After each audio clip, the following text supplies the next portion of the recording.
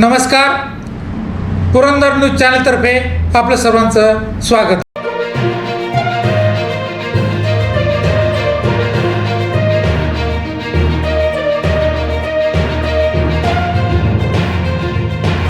नमस्कार.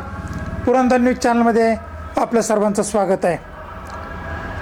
जिल्हा परिषद पंचायत समितीच्या दिवे गराडे जिल्हा परिषद मतदारसंघातून या मतदारसंघावर राष्ट्रवादीने झेंडा फडकवला असून जिल्हा परिषदेवर या घड्याळाच्या चिन्हावर रुपालीताई अमोल झेंडे या राष्ट्रवादीच्या उमेदवाराने प्रचंड बहुमताने विजय संपादन केलेला आहे.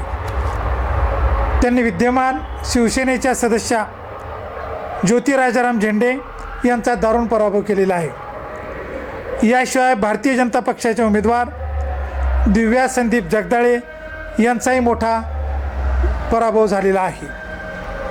गराडे पंचायत समिती गणातून राष्ट्रवादीच्या कटके अर्चना ज्ञानेश्वर या विजयी झाल्या असून त्यांनी भारतीय जनता पक्षाच्या कटके ललिता दिलीप यांचा दारुण पराभव केला आहे. याशिवाय शिवसेनेच्या रावडे सुप्रिया विशाल यांचाही मोठ्या मतांनी पराभव झाला आहे.